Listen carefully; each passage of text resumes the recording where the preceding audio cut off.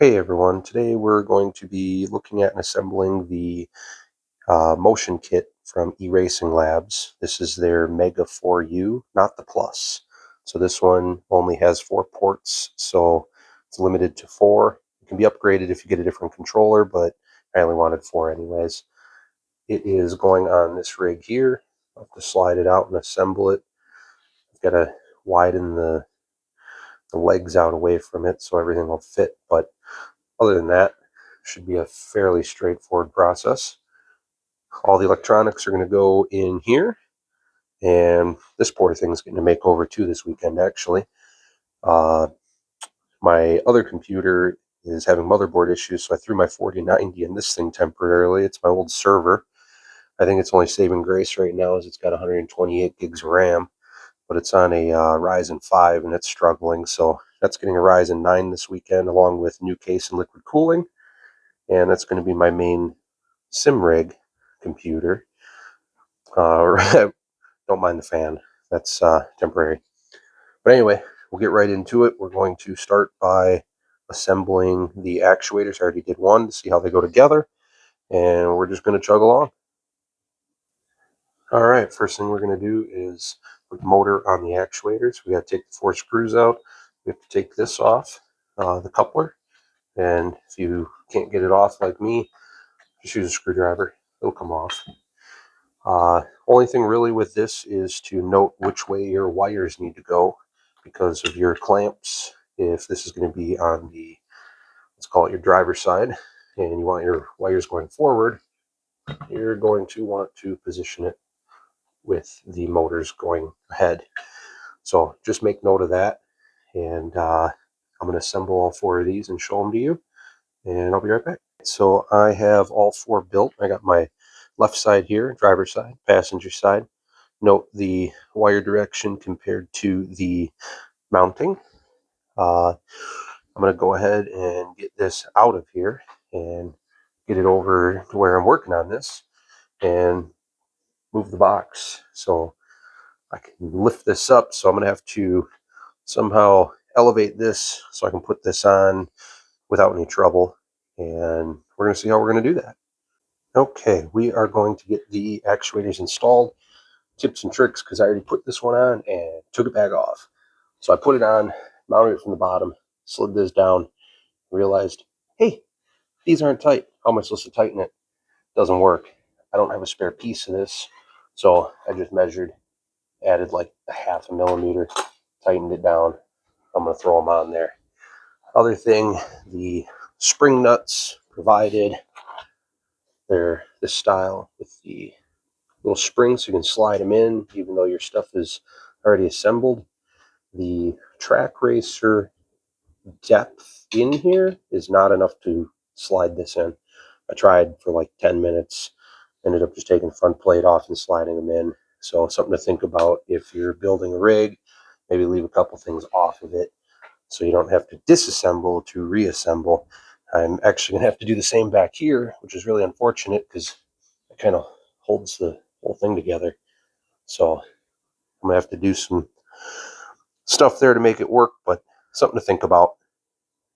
I will be back when I get all 4 of these installed. I'm going to put 2 front ones pretty much at my foot plate, and then the back ones as far back in the corner as I can get them. I would like them closer together. It's just not going to work with this rig. So once I get them all on, I will get back to you guys. I also forgot to mention that the bolts they provided came with washers, and unfortunately they're not long enough to use the washers. So it maybe bit one thread. Took the washers out, seems fine. Might replace them later with some longer ones if I have an issue, but just something to note. Okay, we are going to move on to our next step. We have 2 sets of cables. Wow, focus. 2 sets of cables. I'm assuming this one, I'm holding them weird. This one's power. This one's for the motor. Obviously, they're both for the motor, but communication and power. They are wrapped up nicely, and I do have to say the quality of these cables, they're not all stiff. They feel really good. So I am going to route all four to the front and label them in pairs so each motor is correct for its respective corner and it's not disorganized later and I don't have to unwire it to figure out what is what. All right, so the cabling from the rig to what will be all the control stuff is done. And I had it all come out this corner because I plan on having it on my left side. Everything from that side just comes across the front there. Don't be afraid to use duct tape. Your iRacing club will not know, I promise. And it works great, and it keeps things from rattling. If you have a black rig, use black tape. Really simple. I was going to use all these things, but they don't fit in the track racer rail, so couldn't do it. Also, the inner part, I ran the cables, one on the bottom, one on the top, and I actually forgot to put a piece of tape there. I put some tape to keep it from falling out, and it's clean, it's simple. I like it. I like good wiring. Everything's labeled. This would be a nightmare to figure out if you did not label it. The shortest run, I would say 7.5 feet from the corner. So if you need more than that, definitely order the extension cables. I will not because mine's so close. Anyway, I'm going to figure out next how to install everything in there, but I've decided it might be a little big, it might be temporary. So future me here, I did get the width sensor and it's just plugged into my hub on my actual rig, not directly to the computer. So if you wondered if you could run it through a hub, you can. And I have it mounted, let's see, duct tape to my rig under the seat. It is what it is. So I was, that's what I'm going to call permatemp, permanently temporary, or temporarily permanent, one of the two. So anyway, back to the software. Here we are 2 days later. It's almost like magic. The rig is done, computer's rebuilt, box is wired. So basically I tried filming each step of this, but it was just too much in a confined area. So we're doing the finish it and then show you method.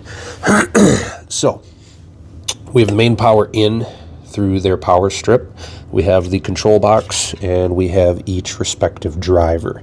Each driver has a cable coming in from the motors, the actuators, and it also has this one coming in from the actuators.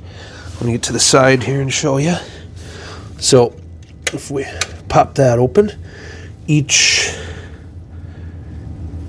wire, there we go, is labeled with a letter and they go to their respective letters. The one up here is power from main. I'm 110 volts, so these are my two legs. Green is ground down here, and from the rig, this black one, E, is also ground. That's kind of it. There isn't much more to it. This is USB from the computer. This is E-stop to the rig.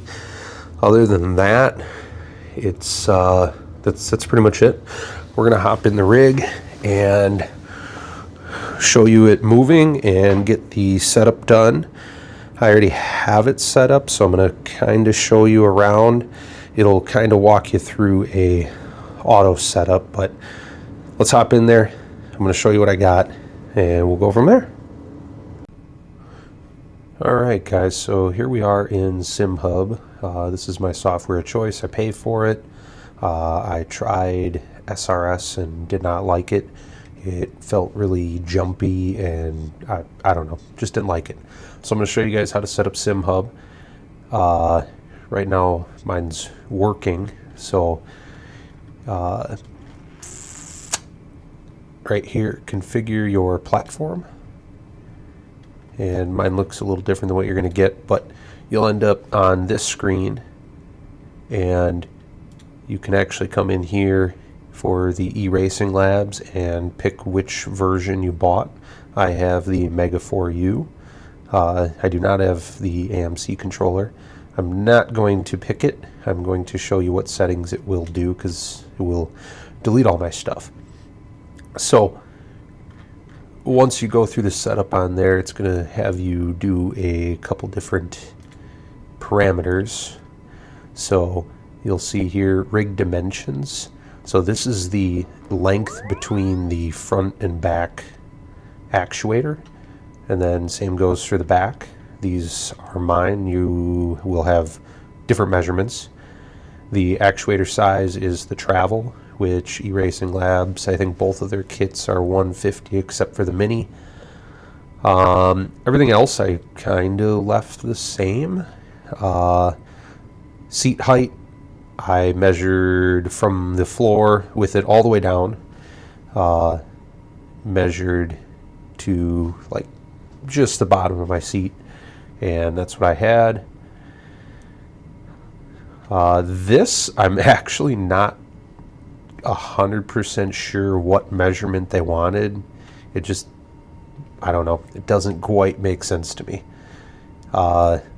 So I just left it at their default value, and it seems to be working fine. All of the rest of this I left the same. I'm sure we can tweak and do some stuff to make it better, but out of the box, Simhub seems to work pretty good. So it'll put all this in here for you. If you are doing motion compensation, I will show you that next. So right over here we have VR motion compensation, and you can see mine is enabled and working. There is a guide right in here. If you go to the download page, that will get you to the version of OpenXR.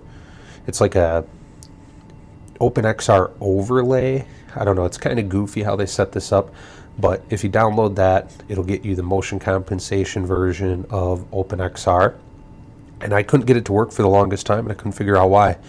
You have to come back in here and see we have a green check mark here and a green check mark here. If you click Configure OpenXR MC, it says mine's already done, but it'll give you a pop-up saying that it's been configured correctly, and it will magically work. Now, once you get into, let's say, iRacing, you have to set the motion compensation axis correctly. So if you just go in and turn on motion compensation, it's going to do some goofy stuff. So somewhere in here, you are going to need these shortcuts here. And, oh, they're on the wrong screen. Here they are. I set all of these up on my Stream Deck so they're easy to access. I dedicated a whole Stream Deck page to them. Just made it a lot easier than trying to remember all the shortcuts. So all of them are hotkeyed to my Stream Deck. So when you get into a game, you have to activate motion compensation, and then it'll give you an audio prompt saying that's activated. Then calibrate your motion compensation, and that'll basically reset the sensor. I do it every time just because. If you turn on the core COR overlay, then if you're, well, obviously it'll be in VR, if you look around, you'll see some arrows somewhere. Mine were floating way off in space, and which is why my compensation wasn't working at first. So you use the different positioning shortcuts to move that basically virtually where the sensor is on your rig, which mine's right under my seat. So I move it virtually so it's about 6 inches below my legs, maybe 3 inches below my legs in VR, and it seems to work pretty good. And if it seems a little off, just play with it, which is why it's nice to have the hotkeys on the Stream Deck. So especially in flight sim, I have to move it a lot, and actually I don't put it under my seat. I end up putting it like center of the plane because that's where the plane tilts. So like if your pitch up, pitch down is right, but my roll axis was wrong. So if I move it to the right side of my seat, it would mostly correct the roll axis. Kind of goofy, but is what it is. Just play with it till it's as good as you can get it. I'm no motion compensation expert, but I couldn't find any videos on how to set it up, so I at least wanted to give some input on how to set it up. There are motion logs. Mine doesn't seem to log anything. Don't know why. So once you have everything done, you're going to get stuff like this. The profiles here will be different. This is default flight profile. I have a default racing profile, and I turned off pitch rate. It did some goofy stuff. Actually, this should be off too. I don't know why that turned back on. But you can play with each one of these. I have touchdown on, and a lot of this is just personal preference. So I'm going to switch over and show you the driving one real quick. Getting back to motion. So this is what I have set up for driving, and the rumble strips, this can be really aggressive. This is probably my favorite effect because when you hit the rumble strips, you can really feel it. It feels really cool. I had this cranked up and it actually broke my keyboard off my rig, which was quite comical. But I've got it down to 20. I usually run it between 20 and 40 depending on the track. Gear change, this was really aggressive. I turned it down to 2 degrees and 2 millimeters. I don't remember what it was default, but it was really aggressive. Obviously change it to your liking. Not much more involved. I would like to show you the motion compensation in VR, but I don't know how to capture that, because when I turn on the motion compensation overlay in VR, it doesn't show up on the streamed screen for the VR output. So I'm not quite sure how I'd show that. So that's the best I can do, unfortunately. So I'm going to set the camera up and get this, get a video of it all working. Oh, real quick, right here, enable motion will turn on your rig, and force unpark will make it start moving up to a default location. Anyway, I'm going to set up the camera. Alright, so here we are in iRacing. I've gone into Simhub and cranked the effects to the max so you can kind of get a feel for how much this thing can actually move. When I'm actually using it, I do not have it set this high, I promise. It gets kind of aggressive.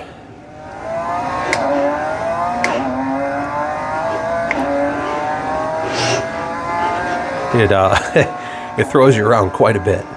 So I turned this down to about 50% for the global when I'm actually using it. The motion itself is actually fairly quiet, the actuators.